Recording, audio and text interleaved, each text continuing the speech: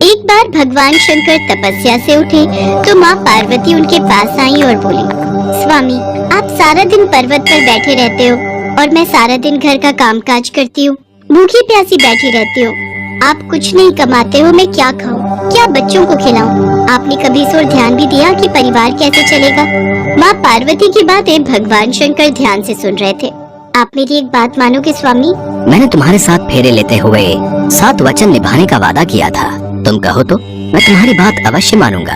तो फिर ठीक है, एक काम करो, आप वृंदावन चले जाओ। एक आपका अपना नंदी बैल तो है ही और एक बैल आपका वहाँ कन्हैया से मांग लेना। कन्हैया के खेत है, आप वहाँ पर खेती करना और जो फसल उगे उसे ले आना। कुछ तो काम चलेगा।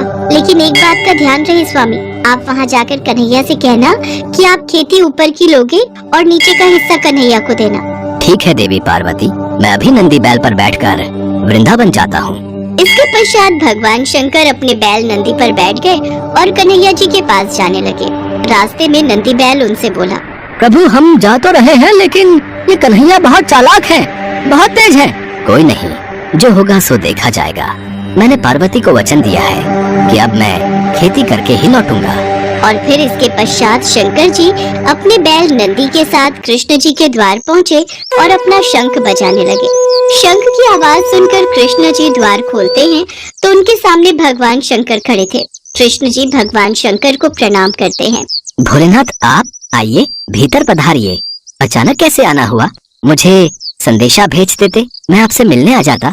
कन्हैया, मेरा एक काम है जो केवल तुम ही कर सकते हो। हाँ हाँ, बताइए, मैं आपकी किस प्रकार सहायता कर सकता हूँ? मुझे आपके खेतों पर खेती करनी है। एक बैल मेरे पास है और एक बैल आप अपना दे दो और अपने खेत पर मुझे खेती करने के लिए दे दो। क्यों मैया, आपका क्या विचार है? भगवान शंकर हमारे खेतों पर खेती करना चाहते हैं। हाँ, तो कोई बात नहीं, अच्छी बात है, हमें भी बनी बनाई फसल मिल जाएगी। पर मेरी एक शर्त है, खेती में आप जो भी मुझे बोने को कहोगे वो मैं बो दूंगा, पर खेती का ऊपरी हिस्सा मैं रखूंगा। तो आप बताओ मैं क्या बो दूं? ठीक है, मुझे मंजूर है। एक काम करो, आप ना आलू बो दो। ठीक है, फिर मैं फसल तैयार होने के बाद ही आपसे मिलूंगा। इसके बाद शंकर जी बैलों को लेकर खेती करने चले गए। उन्होंने खूब मेहनत से खेती की और आलू उगाए। कुछ दिनों में आलू की फसल पककर तैयार हो गई। शर्त के मुताबिक शंकर जी और नंदी ने मिलकर आलू के ऊपर की फसल, आलू के पत्ते काटे और गठरी में भरकर कैलाश ले गए। शंकर जी ने बहुत खुशी से पार्वती मैया को वो गठरी दी। पार्वती मैया ने जब गठरी को खोलकर देखा तो वो हैरान हो गई। उस गठरी में तो पत्ते ही पत्ते थे। प्रभु, आप ये क्या उठा लाए हो? खेती कहाँ है जो आपने की थी? पार्वती, मैंने तो वैसा ही किया जैसा तुमने मुझसे कहा। मैंने ऊपर की खेती का हिस्सा लिया और कैलाश लौट आया। मुझे कुछ नहीं पता प्रभु, अब मैं इन पत्तों का क्या करूं? ये पत्ते किसी काम के नहीं हैं। अब आप दोबारा जाओ और दोबारा खेती करके लाओ। और हाँ, अब की बार आप नीचे की खेती मांगना। एक बार फिर भगवान शंकर नंदी के साथ वृंदावन जाने लगे। रास्ते में नंदी ने उन्हें फिर समझाया कि कान्हा बहुत चतुर है, तो आप सावधान रहना। शंकर जी ने फिर से वही कहा कि जो होगा देखा जाएगा। कन्हैया, मुझे आपके बैल और खेत फिर से चाहिए।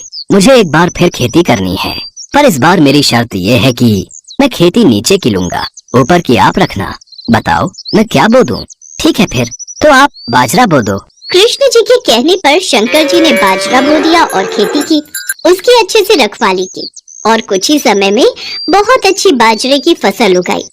शंकर जी बाजरे के नीचे की डंडियां तोड़कर कैलाश ले गए और ऊपर का बाजरा सारा कृष्ण जी और यशोदा मैया घर ले गए।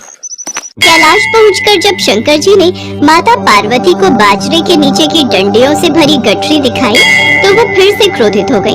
अरे, आप ये क्या ले आए? ये तो घास फूस है, इनका मैं क्या करूंगी? इसमें बाजरे के दाने कहाँ हैं? पार्वती, मुझे तो तुमने कहा कि मैं नीचे की खेती ले आऊं, इसलिए ऊपर की खेती मैंने कन्हैया को दे दी। मुझे कुछ नहीं पता, मैं क्या बनाऊं और क्या खिलाऊं। आप एक बार फिर से जाओ और इस बार कन्हैया से कहना कि ऊपर और नीचे दोनों की खेती आप ही रखोगे। ठीक है पार्वती, जैसा तुम कहो, मैं फिर से जाता हूँ। चलो नंदी। शंकर जी कन्हैया के द्वार पर पहुँचे और उनसे फिर से खेती करने के लिए कहा। कन्हैया, इस बार ऊपर और नीचे दोनों की खेती मैं ही लूंगा। बताओ मुझे क्या बोना है? ठीक है, इसमें मुझे कोई आपत्ति नहीं है। आप इस बार मक्का बोलो। इस बार आप ऊपर और नीचे की खेती ले लेना और जो बचेगा वो मैं रख लूंगा। शंकर जी फिर से खेती करने लगे। कुछ ही समय में मक्का की बहुत अच्छी फसल उगाई। कृष्ण जी यशोदा मैया के साथ मिलकर बीच का हिस्सा यानी कि मक्का तोड़कर घर ले गए और ऊपर और नीचे की फसल भगवान शंकर कैलाश पर्वत पर ले आए। इस बार नंदी और भगवान शंकर बहुत खुश थे कि ऊपर और नीचे की दोनों खेती देखकर माता पार्वती बहुत खुश होंगी। और जैसे ही उन्होंने माँ पार्वती को खेती की गठरी पकड़ाई, जिसे देखकर माँ पार्वती अपना सिर पकड़कर बैठ गई। अरे ऊपर और नीचे की फसल तो ले आए, पर इसमें भुट्टा कहाँ है? पार्वती, तुमने ही तो कहा था कि ऊपर की और नीचे की खेती लेकर आऊं, इसलिए मैं ऊपर और नीचे की खेती ही तो लेकर आया हूँ। अब मैं भोला भाला जैसा तुमने मुझसे कहा, मैंने वैसा ही किया। तभी कृष्ण जी आते हैं। माँ पार्वती, भोलेनाथ बिल्कुल उचित कह रहे हैं। भोलेनाथ को तभी तो भक्त भोले बाबा कहते हैं। भोलेनाथ तो भाव के भूखे हैं, प्रेम से जो भी इनको कुछ भी अर्पित करता है वे ग्रहण कर लेते हैं। आप धन्य हैं भोलेनाथ। माँ पार्वती, भोलेनाथ के द्वारा की हुई खेती मैं ले आया हूँ, इसे स्वीकार कीजिए। माँ पार्वती देखती हैं कि भगवान भोलेनाथ ने तो बहुत ही बढ़िया खेती करके आलू, बाजरा और मक्का उगाया था। वो खुशी से फूली नहीं समाती। कुछ भी कहिए स्वामी, पर आपने नंदी और कान्हा के बैलों के साथ मिलकर बहुत बड़ी